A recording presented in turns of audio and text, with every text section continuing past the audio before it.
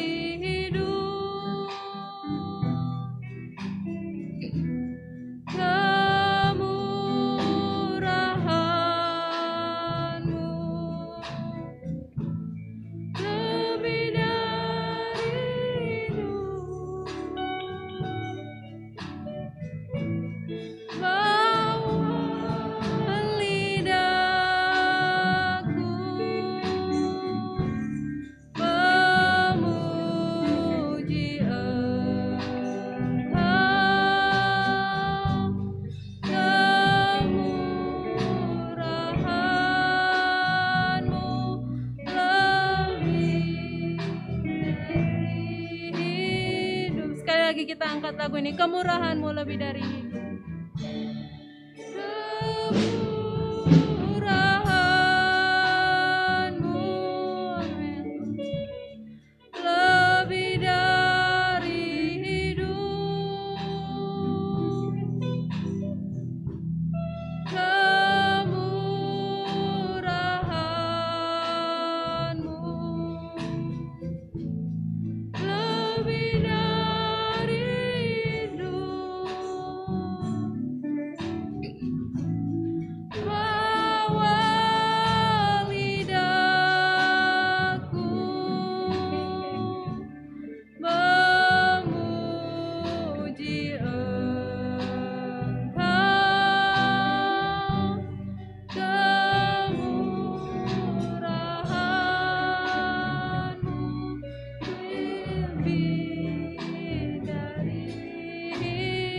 dari lagi kita angkat lagu ini, Kemurahan-Mu lebih dari hidup, amin. Kemurahan-Mu, amin. Lebih dari hidup, kemurahan-Mu.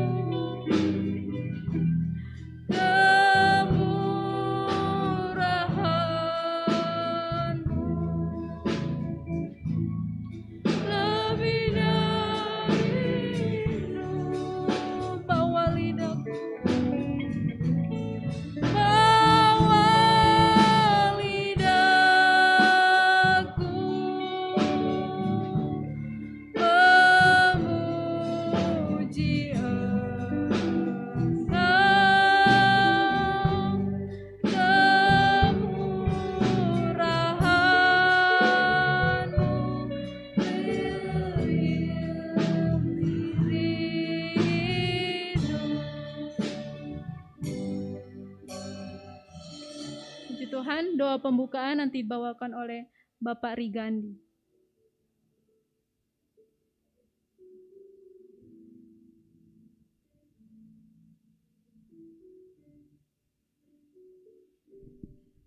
Saudara-saudara kasih, mari kita satukan hati.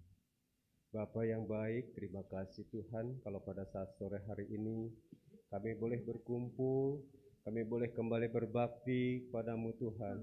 Semua karena kemurahan daripada Engkau. Semua karena anugerah-Mu yang telah berikan kepada kami Tuhan. Tuhan, seberapa kami yang hadir pada saat sore hari ini, kalau sebentar kami akan memulaikan ibadah kami Tuhan, kami mau serahkan segenap kehidupan kami ke dalam tangan daripada Engkau. Mari kiranya Engkau urapi kami, hamba-hamba-Mu yang mengambil bagian dalam pelayanan Engkau urapi Tuhan. Kami percaya Engkau hadir di tengah-tengah kami, biar setiap pujian penyembahan kami boleh menjadikan kesenangan bagi Engkau, suatu dupa yang harum di hadapan-Mu Bapa. Terima kasih Tuhan, terima kasih Bapa. Kami mulaikan ibadah kami sore hari ini di dalam nama Tuhan Yesus Kristus. Haleluya. Puji Tuhan, sidang jemaat silakan duduk kembali. Ibadah kita sudah dibuka dalam doa menjadi satu keyakinan kita bahwa Tuhan hadir di tengah-tengah ibadah kita pada sore hari ini. Puji Tuhan, kita akan memuji akan nama Tuhan. Kita angkat lagu pujian yang berkata, ada satu sobatku yang setia.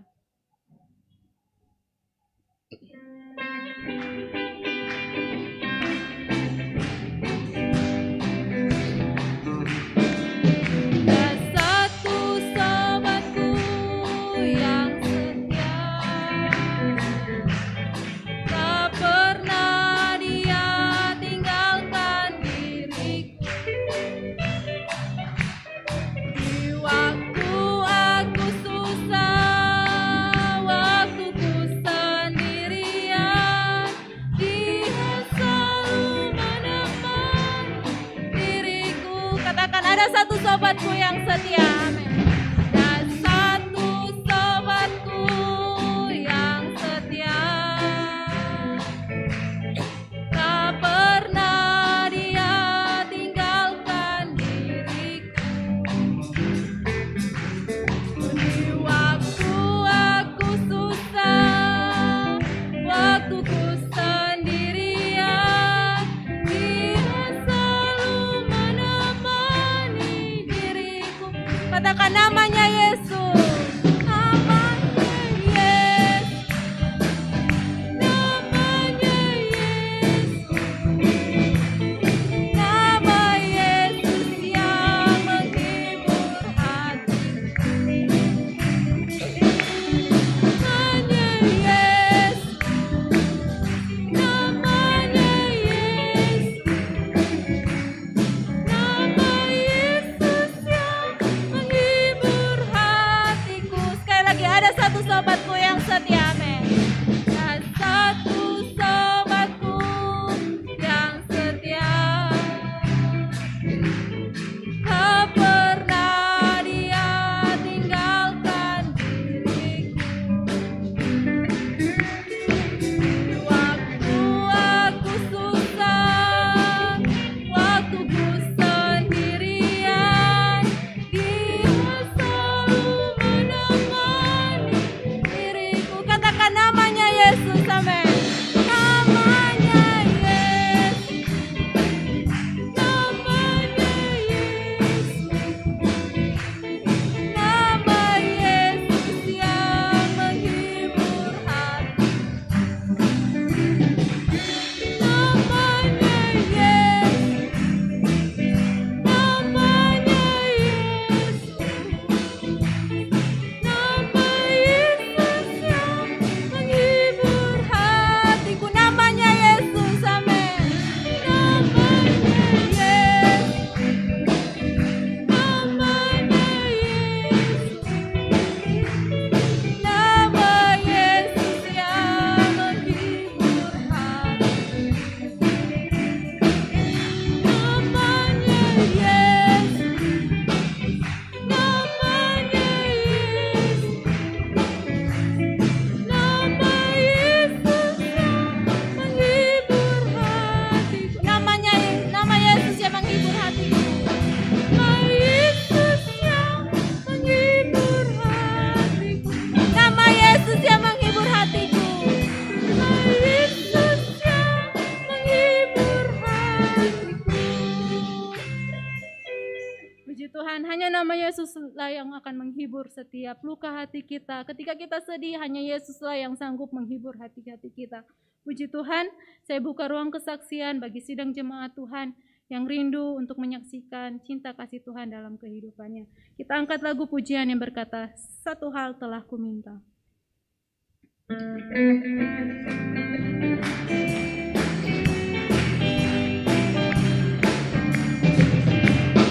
Satu hal telah kuminta kepada Tuhan, itulah yang kuingini.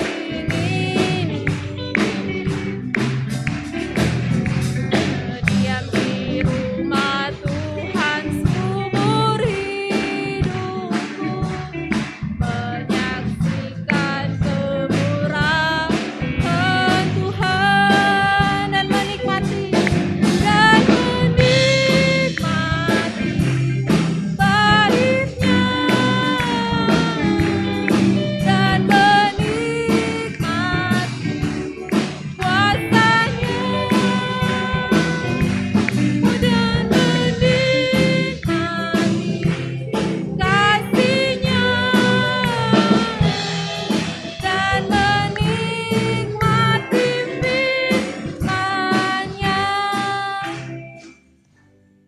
Tuhan, ada sidang jemaat Tuhan yang rindu menyaksikan cinta kemurahan Tuhan?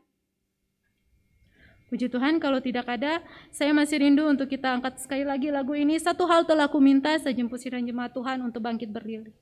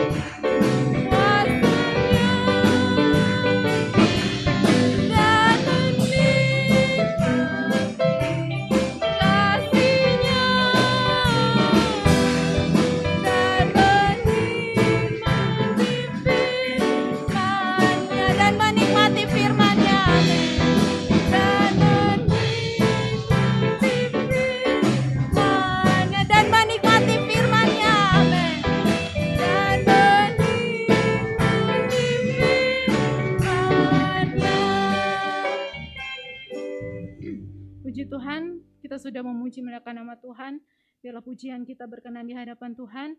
Saatnya kita akan diisi oleh kebenaran firman Tuhan. Kita siapkan hati kita siapkan pikiran kita untuk ditaburi oleh firman Tuhan. Kita angkat lagu yang berkata, seperti rusa rindu sungaimu.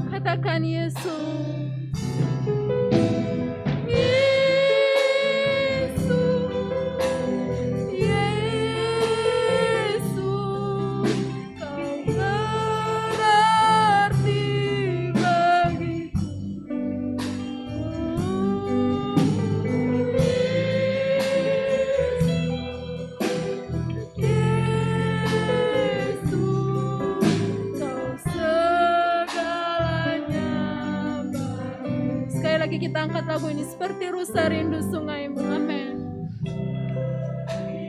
Rusa sungaimu jiwaku rindu engkau. Kaulah Tuhan asa hatiku menyembah. Katakan Yesus.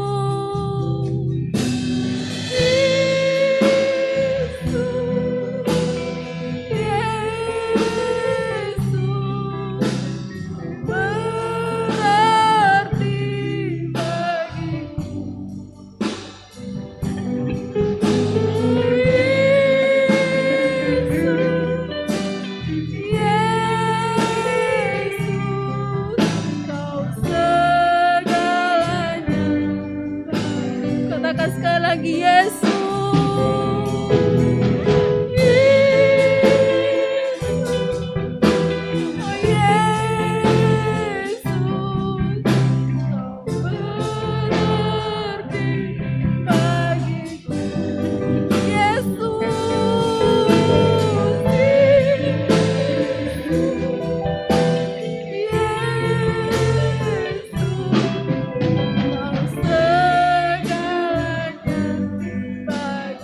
Kau segalanya bagiku, kau segalanya bagiku, kau segalanya,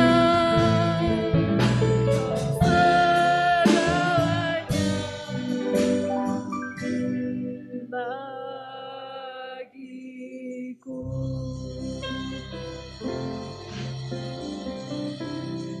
Puji Tuhan, doa firman Tuhan nanti dibawakan oleh Ibu Akim.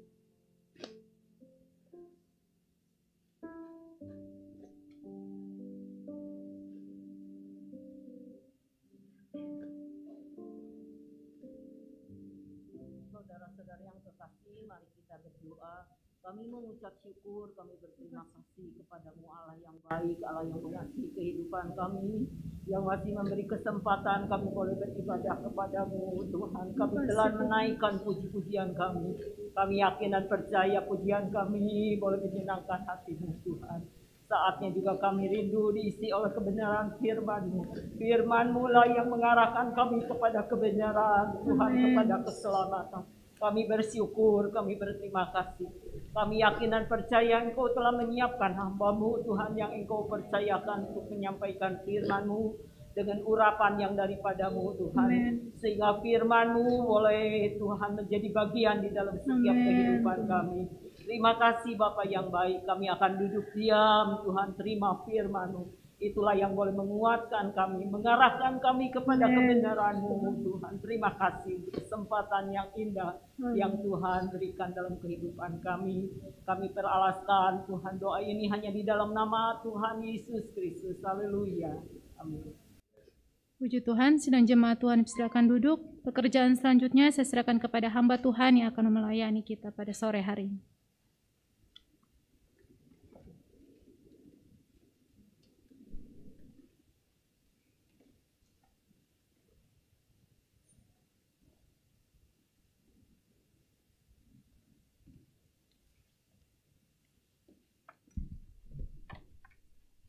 Haleluya. Haleluya. Tuhan Yesus baik. Bisa bilang amin? Apapun keadaan kita, kondisi kita, situasi yang sedang kita alami, tidak pernah mengurangi kebaikan Tuhan. Dan tidak akan pernah mengubah kasih Tuhan kepada saudara dan saya. Bisa bilang amin? Puji Tuhan. Terima kasih kepada Tuhan. Terima kasih kepada Ibu Gembala dan seluruh staf pengembalaan yang sore hari ini memberikan saya kepercayaan untuk menyampaikan firman Tuhan. Langsung saja kita sama-sama buka Alkitab kita sesuai dengan tema yang kita nikmati bersama-sama dalam bulan ini, yaitu alat penampi sudah ada di tangannya. Alat penampi sudah ada di tangannya. Puji Tuhan. Kita sudah mendengar beberapa sesi dari tema ini, dan hari ini saya coba dari sisi yang agak lain. kalaupun mungkin ada kesamaan-kesamaan dengan pembicara-pembicara sebelumnya yang sudah menyampaikan tema ini, saya percaya bahwa firman Tuhan itu hidup. Jadikanlah itu sebagai satu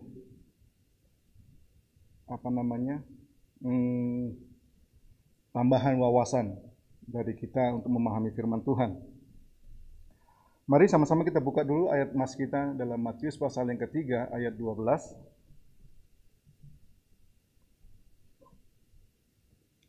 Yang sudah ketemu katakan amin. Bukan sudah ketemu, sudah melihat. Puji Tuhan. Sekarang kita dimudahkan dengan kemajuan teknologi. Jadi manfaatkanlah itu dengan sebaik-baiknya. Asal saja saya bilang kepada anak saya, kalau kita baca Alkitab ya benar-benar kita baca Alkitab. Karena ini Alkitab. Kalau itu adalah Alkitab. Itu bukan Alkitab. Hanya media elektronik, gadget yang di dalamnya ada konten Alkitab.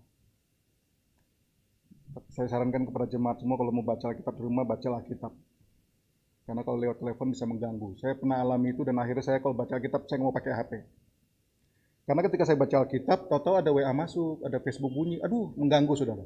Tahu-tahu masuk itu, mengganggu sekali. Nggak mau lihat tapi hati seperti didorong untuk buka. Akhirnya buka terus-terusan, ngebalas-balas, akhirnya baca Alkitab tertunda. Ya, semoga kita tidak melakukan hal yang demikian. Puji Tuhan. Mari kita baca kita bersama-sama. Langsung saja, 2, 3. Alat penampi sudah di tangannya. Ia akan membersihkan tempat pengirikannya dan mengumpulkan gandumnya ke dalam lumbung. Tetapi debu jerami itu akan dibakarnya dalam api yang tidak terpadamkan. Haleluya. Dari frase kalimat pertama, alat penampi sudah di tangan kita mendapatkan beberapa interpretasi dari frase ini. Kalau saya mencoba merenungkan frase ini, ada dua hal sederhana yang dapat kita simpulkan. Yang pertama adalah alat penampi sudah di tangannya. Saya tidak membahas lagi hari ini soal apa itu penampi. Kita semua sudah dengar dari pembicara-pembicara sebelumnya, dari hamba-hamba Tuhan sebelumnya. Tapi saya ingin melihat dari sisi yang berbeda. Alat penampi sudah di tangannya. Katanya di sini adalah kata ganti dari Tuhan sendiri. Jadi penampi itu, yang memegang penampi itu adalah Tuhan sendiri. Yang menampi hidup kita, yang menampi hidup saudara, yang menyeleksi hidup saudara, itu bukanlah sesama kita. Bukanlah hamba Tuhan, bukanlah gembala, bukanlah kalau dalam konteks ini nabi atau rasul, tetapi Tuhan sendiri. Puji Tuhan. Saya senang karena yang menampi hidup saya adalah Tuhan. Saya senang karena yang mengatur, yang mengontrol hidup saya, yang berurusan dengan saya adalah Tuhan sendiri, bukan orang lain. Memang antara kita satu dengan lainnya, kita saling menajamkan. Karena kitab Amsal berkata manusia menajamkan sesamanya. Kita saling menajamkan, kita saling membentuk kepribadian kita. Karakter kita, kepribadian kita, kehidupan kita, itu terbentuk dengan adanya kebersamaan kita satu dengan lainnya. Tetapi nanti yang menjadi hasil akhir, yang akan menjadi hakim kita, yang akan menilai dan yang akan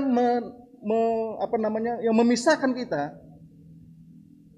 atau dengan kata lain, yang memurnikan kita, itu bukanlah sesama kita, melainkan Tuhan sendiri. Haleluya. Dengan situasi sekarang ini Bapak Ibu, saya yakin sekali bahwa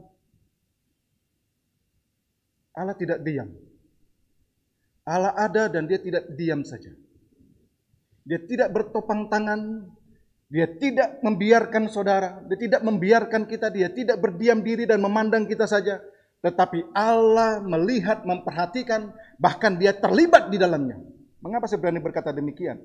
Roma pasal 8 ayat 28 berkata, Allah turut bekerja dalam segala sesuatu. Untuk apa? Apa tujuannya?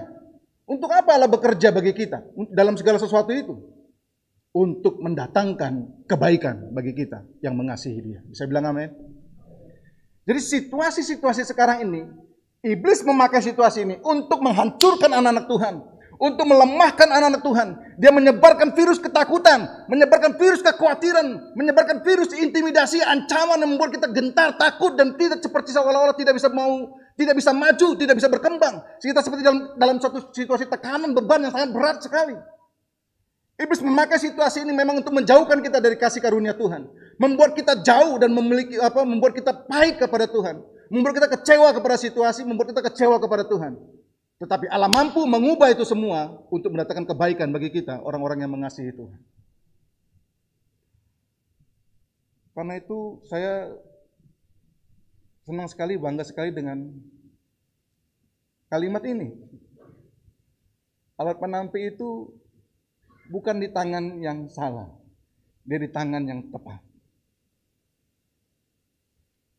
Kalau sesama kita yang menampi, mungkin dia bisa salah menampi.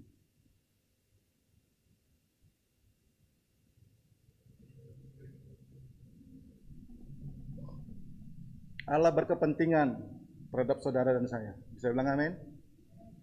Dia punya urusan terhadap saudara dan saya. Hidup saudara ada di dalam perhatian Tuhan. Hidup kita semua dalam pengawasan Tuhan, dalam perhatian Tuhan. Konsep atau prinsip penampian ini sesungguhnya sudah memang Tuhan tetapkan sebagai hukum. Sama seperti hukum tabur tuai, Bapak Ibu. Hukum tabur tuai ini dikatakan oleh firman Tuhan, selama bumi berputar, selama bumi masih ada, selama matahari masih bersinar, selama masih ada siang dan malam, tidak akan pernah berhenti musim prinsip tabur tuai. Begitupun dengan penampian ini. Jadi dari sejak awal sesungguhnya, dari sejak awal alam diciptakan oleh Tuhan, sampai nanti di akhir zaman ini, prinsip penampian itu akan terus dilakukan oleh Tuhan. Artinya apa? Kita gereja Tuhan akan terus dimurnikan hari demi hari. Kita akan terus dibersihkan dari hari lepas hari. Dan Tuhan bisa memakai segala cara untuk memurnikan hati kita, untuk membersihkan hati kita dan hidup kita. Dan kalau saya boleh katakan, mungkin inilah salah satu cara Tuhan. Situasi yang Tuhan izinkan untuk memurnikan hidup saudara dan saya. Untuk memurnikan iman saudara dan saya. Bisa bilang amin Bapak Ibu?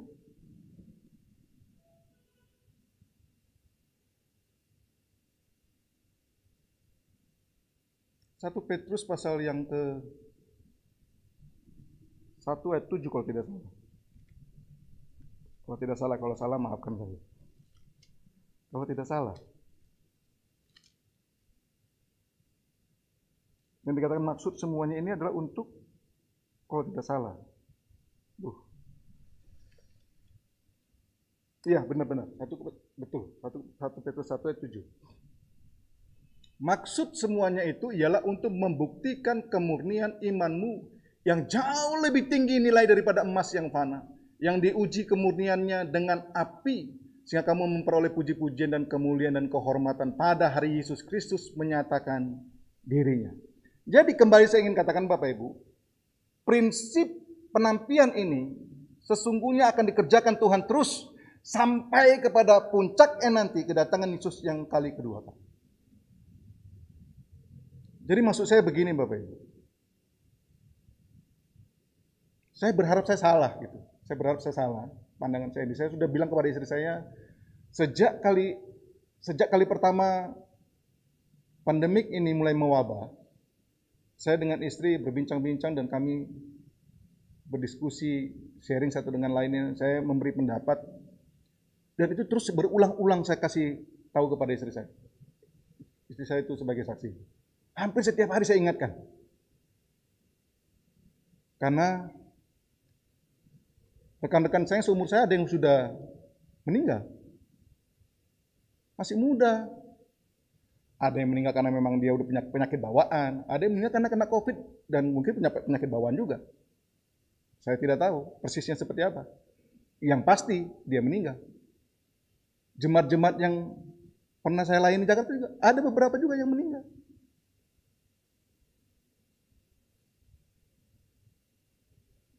Jadi saya seperti ada rasa gimana juga ya. Akhirnya saya buka Alkitab, saya coba baca-baca apa maksudnya Tuhan. Itu sebabnya beberapa waktu yang lalu, bulan yang lalu dalam tema pergunakan waktu yang ada, saya sampaikan apa yang memang itu Tuhan taruh dalam hati saya. Dan ini seperti kelanjutannya Bapak Ibu. Ini seperti bersambung gitu. Ini seperti kelanjutannya. Jadi saya bilang sama saya begini, Mam siap-siap kalau saya yang dipanggil Tuhan. Maksudnya begini, Tuhan seperti, ya saya anggap saya berharap saya salah ini. Hampir setiap malam ketika saya merenungkan firman Tuhan, selalu itu terus yang kebayang gitu, entah karena terlalu khawatir berlebihan sehingga kebawa dalam pemikiran, kan kadang-kadang juga seperti itu Bapak Ibu ya. Terlalu dipikirin, jadi kebawa juga dalam pikiran, jadi kadang-kadang kebawa mimpi gitu. Sebenarnya saya mau bawa ayat itu juga nih hari ini, tapi udah keduluan ke bawah. Begini Bapak Ibu, ada firman Tuhan bilang begini, nanti ada orang yang diranjang berdua, yang satu diangkat, diambil, satu tinggal. Yang dalam kilangan, yang satu diangkat, satu ditinggal. Yang di ladang yang sedang bekerja, yang satu diangkat, satu ditinggal.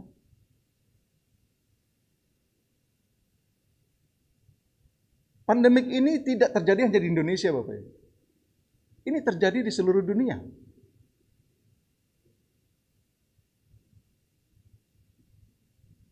Bukankah ini menjadi warning buat kita untuk semakin sungguh-sungguh dekat dengan Tuhan?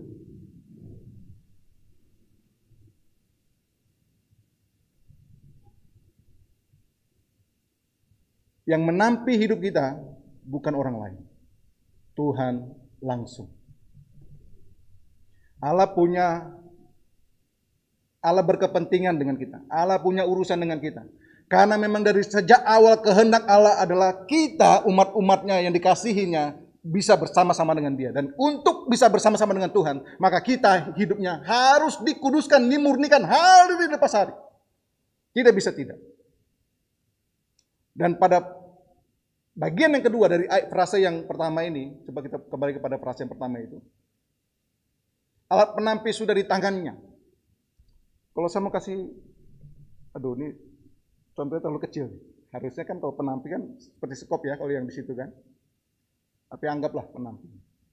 Kalau alat penampi sudah di tangannya, ini artinya waktunya sudah tidak ditunda-tunda lagi.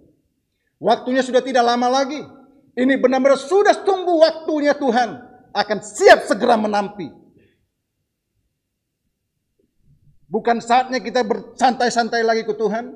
Bukan saatnya kita berdiam-diam diri tenang-tenang saja. Tidak. Ini waktunya kita harus semakin giat, semakin dekat dengan Tuhan. Semakin giat bekerja buat Tuhan. Tidak ada waktu lagi.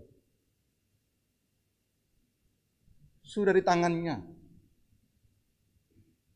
Kalau dalam Matius pasal yang ke-13, ada cerita tentang, Yesus memberikan satu perumpamaan begini.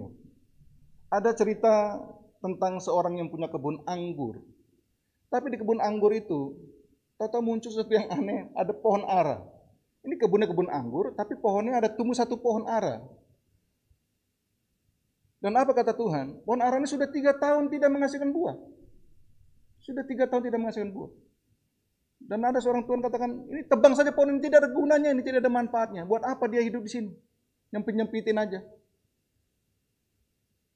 Buat apa ada di sini? Dia tebang saja ini. Tapi pengurus kebun itu berkata, Tuhan, berilah saya waktu kesempatan untuk coba membersihkannya sekali lagi. Saya gemburkan, mungkin tahun depan dia bisa berbuah. Itu bicara masih ada kesempatan. Masih ada waktu. Ya, baik kata Tuhan, silakan. Digemburkanlah itu. Dikerjakanlah itu. Dengan catatan, kalau tahun depan tidak ada hasil buahnya, siap ditebang. Masih ada waktunya. Kalau kita baca dalam kitab Yesaya, pasal yang ke-5. Yesaya pasal 5 ya. Yang ada perumpamaan tentang kebun anggur, nyanyian kebun anggur. Yesaya pasal 5, coba kita ke sana sebentar.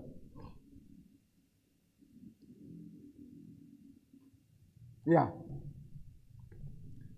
Yesaya pasal 5 ayat yang pertama, coba kita baca satu perikop itu. Aku hendak menyanyikan nyanyian tentang kekasihku. Nyanyian kekasihku tentang kebun anggurnya. Kekasihku itu mempunyai kebun anggur di lereng bukit yang subur. Ayat 2. Ia mencangkulnya dan membuang batu-batunya dan menanaminya dengan pokok anggur pilihan. Ia mendirikan sebuah menara jaga di tengah-tengahnya dan menggali lubang tempat memeras anggur. Lalu dinantinya dengan penuh harap tentunya. Supaya kebun itu menghasilkan buah anggur yang baik. Tetapi yang dihasilkannya ialah buah anggur yang asam. Maka sekarang hai penduduk Yerusalem dan orang Yehuda, adililah antara aku dan kebun anggurku itu. Ini Tuhan berbicara tentang bangsa, umat kesayangannya, umat pilihannya, bangsa Israel. Yang semakin tahun terus mengecewakan Tuhan, menyakiti hati Tuhan, memedihkan hati Tuhan, terus memberontak kepada Tuhan, membalas air susu dengan air tuba, membalas kasih setia Tuhan dengan pemberontakan, dengan perlawanan-perlawanan. Pada Tuhan dengan begitu sabar, dengan penuh kasih, dia membersihkan, dia merawat itu kebun anggur, pohon anggur. Tapi hasilnya, yang diharapkan hasilnya baik, tapi hasilnya asam. Maka kata Tuhan sekarang, adililah antara aku dan kebun anggurku itu. Next. 4. Apatah lagi yang harus kuperbuat? Artinya Tuhan sudah melakukan segala cara, segala upaya agar kebun anggur itu menghasilkan sesuatu yang baik, agar bisa menghasilkan sesuatu yang manis. Apalagi yang belum kuperbuat kepadanya. Aku menanti supaya dihasilkan buah anggur yang baik. Mengapa dihasilkan hanya buah anggur yang asam? Ayat 5. Maka sekarang aku mau memberitahukan kepadamu apa yang hendak kulakukan kepada kebun anggurku itu. Aku akan menebang pagar durinya, sehingga kebun itu dimakan habis dan melanda temboknya. Sehingga kebun itu diinjak-injak. Ayat ke-6. Aku akan membuatnya ditumbuhi semak-semak, tidak dirantingi dan tidak disiangi, sehingga tumbuh putri malu dan rumput. Aku akan memerintahkan awan-awan supaya jangan diturunkannya hujan ke atasnya. Sebab kebun anggur Tuhan semesta alam ialah kaum Israel dan orang Yehuda. Ialah tanaman kegemarannya. Dinantinya keadilan tetapi hanya ada kelaliman.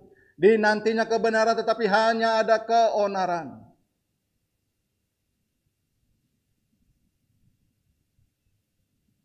Kalau sampai Tuhan katakan hal seperti ini, artinya sudah tidak ada kesempatan lagi. Itu sama seperti penampi itu sudah di tangan. Dia siap untuk menampi.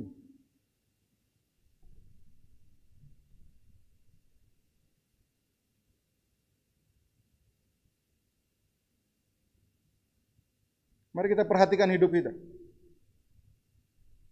Apa kita menghasilkan anggur yang manis, yang baik, atau anggur yang asam dalam hidup ini? Kita tahu prinsip penampian ini bicara tentang pemisahan dan pemurnian.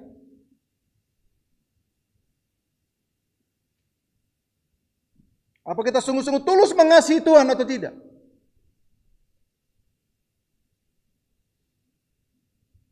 Apa yang sudah kita hasilkan selama ini? Apakah sesuatu yang mengecewakan Tuhan? Periksa hatimu saat ini. Alat penampi itu sudah di tangannya.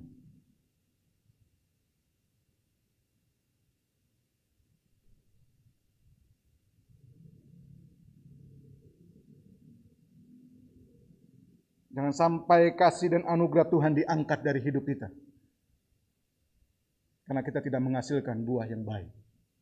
Kalau kita perhatikan ayat sebelumnya, coba dalam Matius pasal yang ketiga.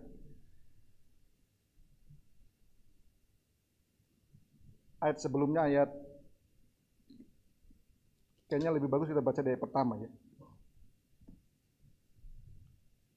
Pada waktu itu tampillah Yohanes Pembaptis di padang gurun Yudea dan memberitakan, bertobatlah sebab kerajaan sorga sudah dekat.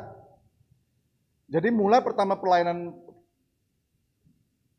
Yohanes Pembaptis, isi atau konten dari khotbahnya dua hal yang utama, pertobatan dan kerajaan Allah. Dan untuk hal ini dia harus membaptis seseorang ketika orang mengambil keputusan untuk bertobat. Kita tahu apa itu artinya bertobat. Yang pertama berbalik kepada jalan yang benar yang selama ini sudah melenceng. Yang kedua perubahan pola pikir, itu yang disebut dengan metanoia. Berbalik. Nah ketika orang berbalik maka respon dari reaksi dari pertobatan itu dia dibaptis. Dan ketika dibaptis maka konsekuensinya dia harus menghasilkan buah sesuai dengan pertobatannya. Dan gambaran metafora dari seluruh konteks perikop ini ada dua. Yang pertama soal pohon, yang kedua soal benih. Pohon bicara menghasilkan buah dan benih menghasilkan gandum. Benih gandum, menghasilkan gandum. Perhatikan baik-baik kalimat yang disampaikan oleh Yohanes Pembaptis. Bertobatlah sebab kerajaan sorga sudah dekat. Kerajaan sorga ini selalu dinyatakan pada saat itu, bukan selalu, dinyatakan pada saat itu dengan kehadiran Yesus. Kedatangan Yesus itu bicara soal kehadiran kerajaan sorga. Itu kedatangan Yesus yang pertama. Dan kedatangan Yesus yang pertama ada penampihan juga. Pertobatan itu harus disertai dengan buah. Dan kedatangan Yesus yang kedua juga sama. Ada penampihan yang semakin berat, semakin ketat, dan semakin kuat seleksinya.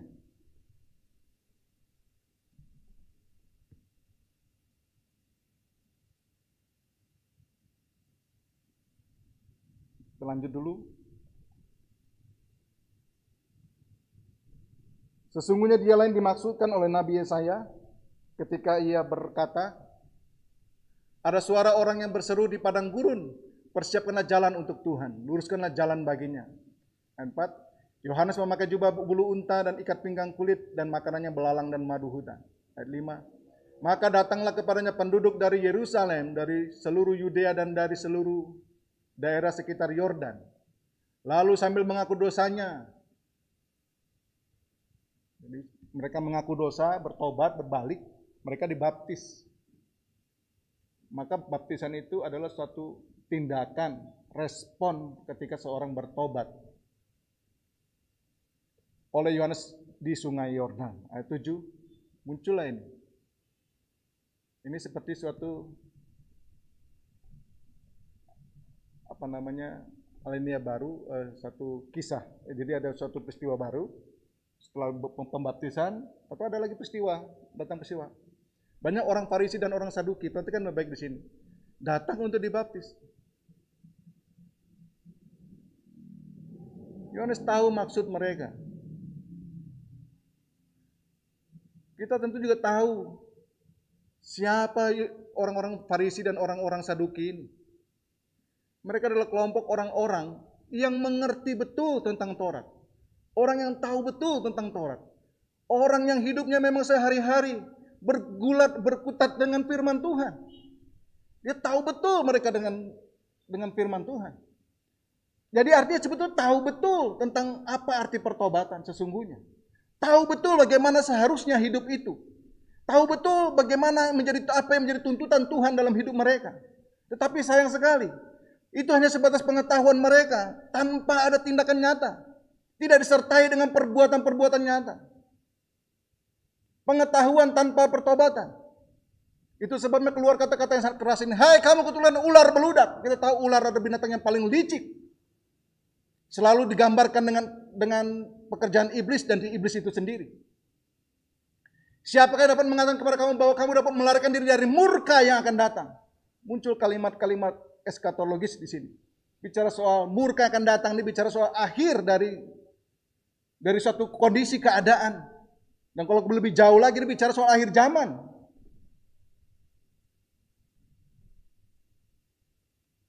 Bicara soal murka Allah. Kalau kita baca dalam kitab Wahyu dan kita baca dalam seluruh kitab Injil, banyak sekali berkali-kali Yesus bicara soal murka Allah. Dan murka Allah selalu digambarkan kepada orang-orang yang dipisahkan. Ketika dipisahkan, mereka akan dibuang, dicampakkan ke dalam api yang tidak akan pernah padam. Berkali-kali dan berulang-ulang. Ini menjadi suatu peringatan dan warning. Betapa pentingnya hidup kita di hadapan Tuhan. Itu sebabnya Tuhan punya urusan dengan kita. Tuhan berkepentingan dengan kita. Tuhan mau agar kita tidak masuk dalam situasi seperti itu. Tuhan mau agar kita ada seperti yang dikehendakinya, yaitu bersama-sama dengan Dia dalam kekudusan, dalam kesucian, dalam kemurnian. Itu sebabnya Tuhan perlu memurnikan kita semua.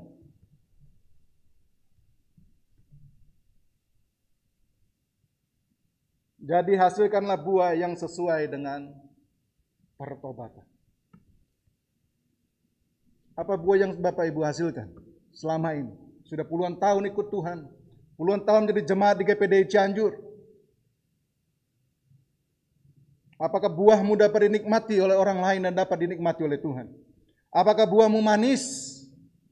Buah yang kau hasilkan adalah buah yang baik. Wahai celaka kalau buah yang kita hasilkan adalah buah yang asam dan tidak baik. Nah, sudah bertahun-tahun Tuhan beri kita kesempatan. Bertahun-tahun Tuhan memberikan kita waktu untuk membenahi hidup kita. Untuk memperbaiki diri kita. Setiap minggu kita dengar firman Tuhan, firman yang membersihkan hati kita, yang memurnikan hati kita.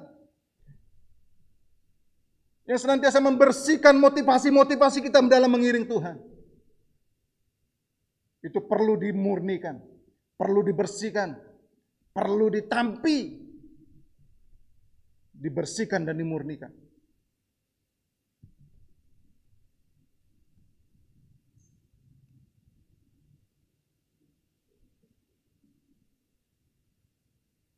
Saya berdoa buat jemaat Cianjur agar kasih karunia Tuhan, anugerah Tuhan tidak diangkat dari hidup saudara. Jangan sampai peristiwa kebun anggur bangsa Israel, orang Yehuda, bangsa Yehuda, Israel, kita alami. Tuhan mencabut kasih karunia-Nya.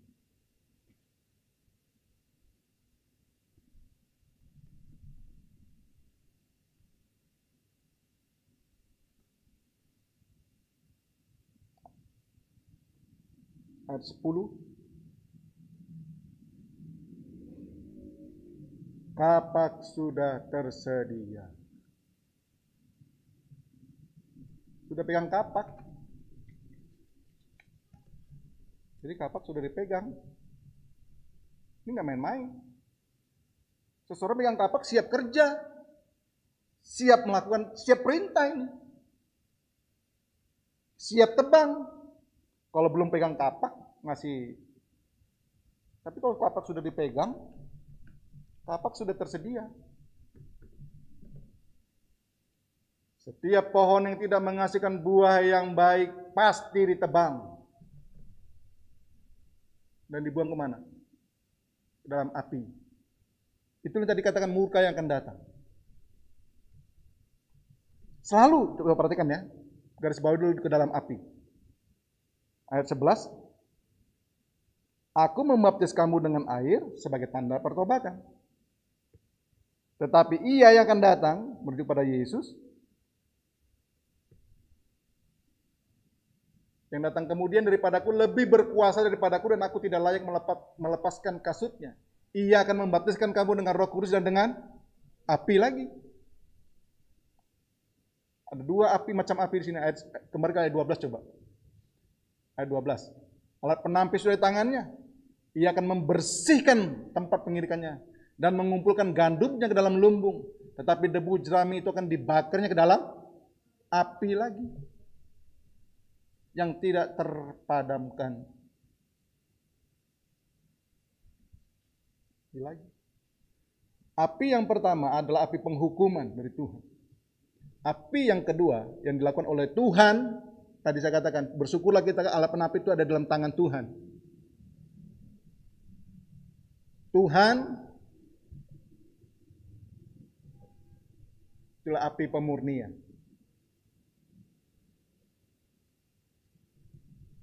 Haleluya, puji Tuhan.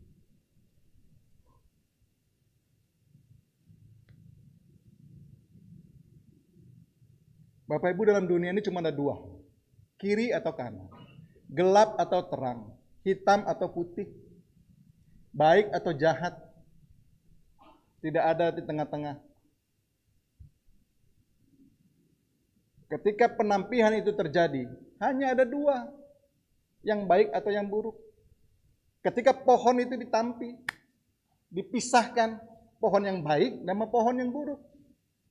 Ketika gandum itu ditampi, hanya ada dua, bulir yang baik, gandumnya, dan jeraminya, yang kosong tak berisi.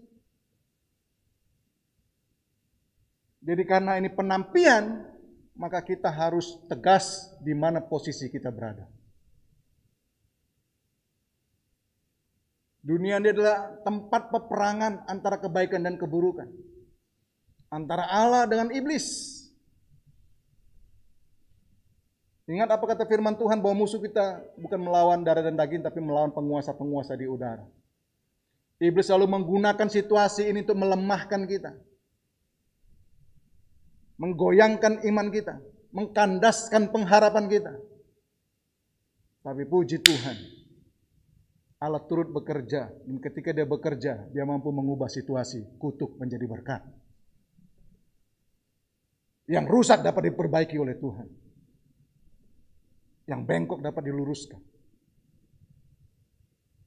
Yang tidak baik dapat menjadi baik.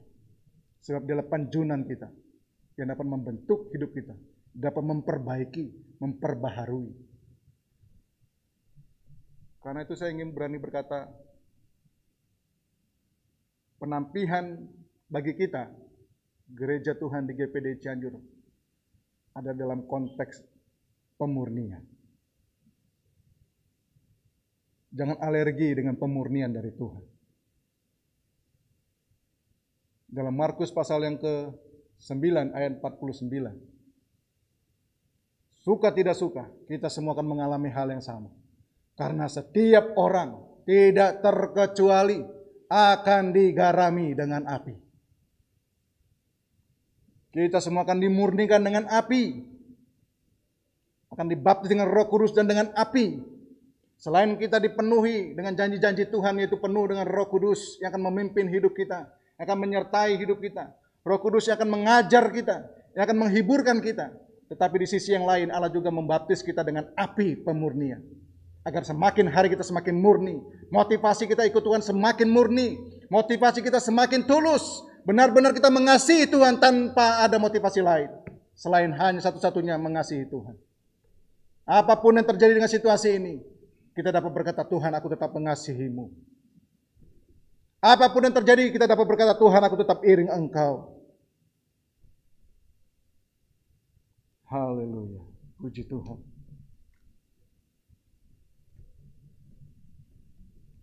Izinkan Roh Kudus memurnikan hidup saudara.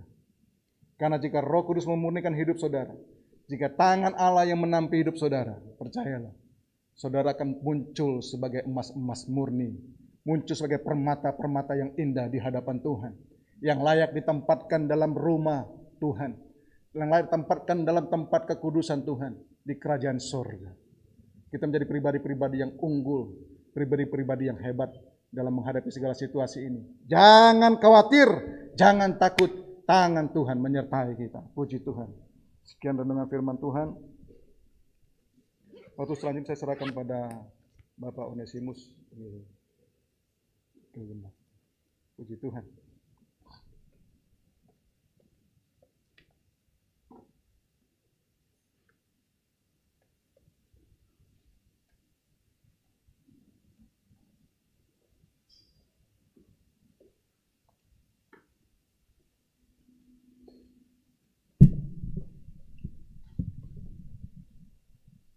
Puji Tuhan, saudaraku yang kekasih, kita sudah diberkati oleh Tuhan Yesus melalui firman Allah yang disampaikan oleh hamba-Nya.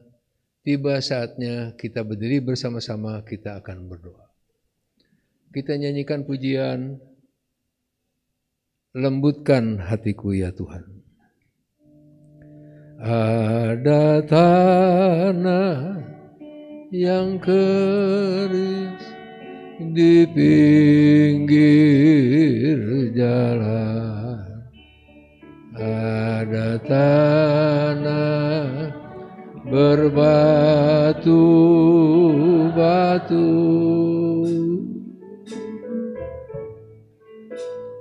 ada tanah yang penuh belukar duri, hingga benih tak dapat tumbuh.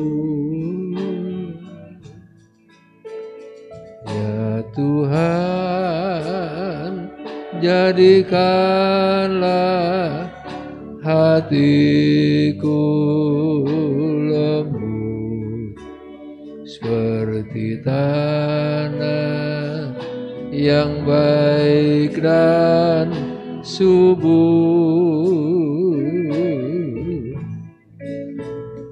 agar benih firman-Mu dapat bertumbuh,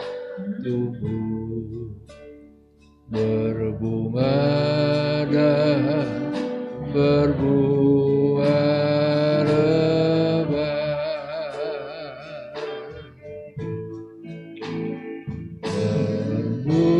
Lembutkan hatiku ya Yesus,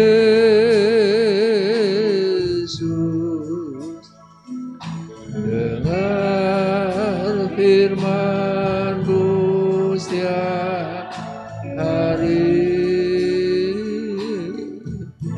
Bapak Haryandi tampil ke depan untuk berdoa. Kan hatiku ya Tuhan, lembutkan hatiku sekarang. Haleluya Yesus. Saudara-saudara yang kekasih di dalam Tuhan, mari kita berdoa. Bapa kami di dalam sorga, Bapa kami di dalam nama Tuhan Yesus, kami bersyukur, kami berterima kasih kepadamu Tuhan. Kalau sore hari ini kembali kami boleh ada di rumah Tuhan, kami masih boleh beribadah kepada Tuhan, kami masih boleh memuji, memuliakan nama Tuhan. Terlebih kami boleh mendengar firman Tuhan. Terima kasih Tuhan. Terima kasih buat firman Allah yang sudah Engkau sampaikan kepada kami Tuhan. Biarlah kami anak-anak-Mu Tuhan semakin hari semakin mengasihi Tuhan. Haleluya. Banyak hal yang tidak baik di dalam hidup kami Tuhan. Baik perbuatan kami, pemikiran kami, tingkah laku kami, perkataan kami. Ya. Tuhan, biar firman Allah yang menolong, kuasa firman Allah yang bekerja. Sehingga saatnya ditampi kami boleh menjadi gandum-gandum yang baik, yang boleh memuliakan nama Tuhan. Terima kasih Tuhan. Berkati hamba-Mu yang sudah melayani kami dengan firman-Mu. Pakai kehidupannya dimanapun Engkau mengutus dia untuk melayani Engkau Tuhan. Terima kasih Tuhan, kami semua yang datang diberkati oleh Tuhan. Dan sebentar kami akan memberikan korban syukur kami. Kami sudah diberkati melimpah oleh Engkau Tuhan. Dan biar kami boleh memberi dengan penuh ucapan syukur kepadamu. Di dalam nama Tuhan Yesus kami berdoa. Haleluya. Amin. Puji Tuhan, saudaraku yang kekasih. Tiba saatnya sebentar kita akan berikan korban syukur kita untuk pekerjaan Tuhan. Persembahan jangan satu kali. Kita nyanyikan pujian Hanya Yesus Sudah Kulihat Dunia. Sudah kulihat dunia, sudah aku punya segala, sudah aku kenal semua bisa ku dapat, haleluya. Tapi tak ada yang sama seperti Yesus Gembala, ya lebih dari semua di dunia. Sudah kulihat dunia, sudah kulihat dunia, sudah ku punya segala, sudah ku kenal semua yang bisa ku dapat. Tapi tak ada yang sama seperti Yesus Gembala, ya lebih dari semua di dunia. Hanya Yesus kekuatanku, hanya Yesus sahabatku, hanya Yesus yang tak pernah mengkhianatiku, haleluya. Hanya Yesus penghiburku, hanya Yesus nyanyianku, hanya Yesus yang tak pernah meninggalkanku. Sudah kulihat dunia, sudah kulihat dunia, sudah ku punya segala, sudah ku kenal semua yang bisa ku dapat. Tapi tak ada yang sama seperti Yesus Gembala, ya lebih dari semua di dunia. Hanya Yesus kekuatanku, hanya Yesus sahabatku, hanya Yesus yang tak pernah mengkhianatiku, haleluya. Hanya Yesus penghiburku, hanya Yesus nyanyianku, hanya Yesus yang tak pernah meninggalkan, hanya Yesus yang tak pernah meninggalkanku, hanya Yesus yang tak pernah meninggalkan, hanya Yesus yang tak pernah, hanya Yesus tak pernah meninggalkanku. Terima kasih buat persembahan saudara. Tuhan Yesus memberkati. Nanti doa penutup, doa berkat oleh Bapak Pendeta Revi Awandatu. Kita berdoa juga buat saudara kita yang ada di dalam kelemahan tubuh. Ibu Ani Irwan yang orang Pondok Gede. Juga Bapak Kingking yang akan menjalani nanti ya. Operasi jantung. Terus juga nanti ada saudara-saudara kita yang lain. Kita percaya Tuhan Yesus sanggup melakukan segala perkara. Kita berdiri bersama-sama.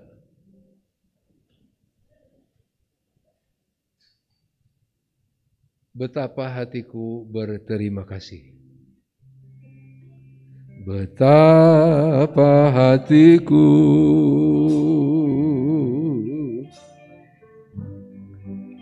berterima kasih, Yesus.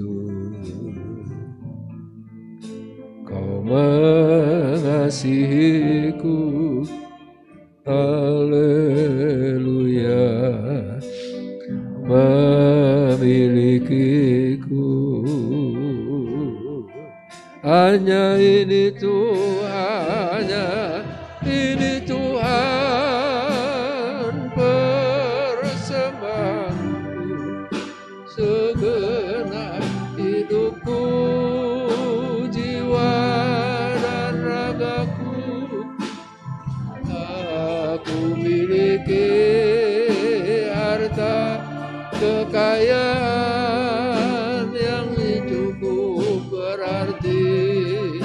hatiku persembahkan, hanya ini Tuhan permohonanku.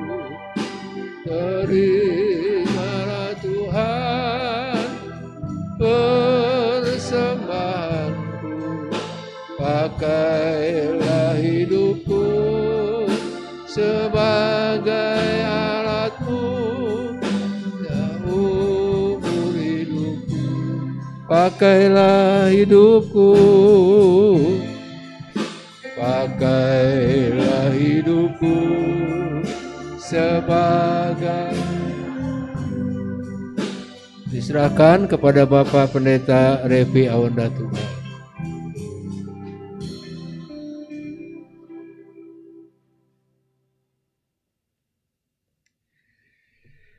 Bapa yang kami sembah, di dalam nama Tuhan Yesus Kristus, kembali kami datang ke hadapan-Mu, menaikkan syukur untuk setiap kebaikan yang Engkau boleh lakukan dalam hidup kami.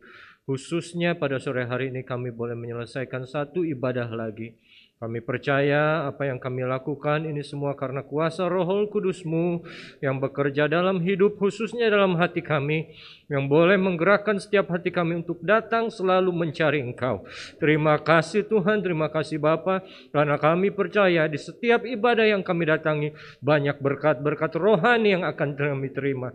Bapa, terima kasih Tuhan, kami percaya semua hamba-hamba-Mu, pelayan-pelayan yang sudah mengambil bagian, Kau sudah berkati. Juga kami seluruh jemaat yang sudah datang pada sore hari ini Engkau berkati. Berbagai macam kesulitan, kesusahan, sakit, penyakit kami satu. Kami percaya bahwa Engkau sudah memberi jawabannya di dalam hidup kami. Terima kasih Bapa, namun demikian kami juga menyatukan hati untuk saudara-saudara kami yang terbaring sakit, Ibu Ani, maupun juga Ko King yang akan menjalani operasi. Tuhan, kami serahkan ke dalam tangan-Mu. Di kelemahan mereka, Engkau boleh lihat iman mereka, Engkau boleh lihat kerinduan hati mereka kepada Engkau Tuhan. Engkau Allah yang hidup, Allah yang berkuasa. Kami serahkan ke dalam tangan-Mu semua proses penyembuhan itu, sehingga biarlah hanya Engkau sendiri yang bekerja di dalam hidup mereka. Segala proses yang mereka jalani nanti boleh berlangsung dengan lancar, dengan baik, sembuh seperti sedia kala, dan mereka boleh kembali bergabung bersama kami, memuji, memuliakan nama-Mu. Terima kasih Tuhan, terima kasih Bapa. Kami juga bersyukur kalau Ibu Gembala maupun Bapak Wakil Gembala boleh bersama-sama dengan kami lagi. Terima kasih Tuhan. Dan sekarang saudara-saudaraku, terimalah berkat kasih karunia dari Allah yang menjadi Bapa kita, juga damai sejahtera dan sukacita dari Yesus Kristus, persekutuan penghiburan dari Roh Kudus, mengikat kita menjadi satu, mulai saat ini sampai Tuhan Yesus datang kembali yang kedua. Di dalam nama Yesus Kristus kami berdoa. Haleluya. Amin. Sorry.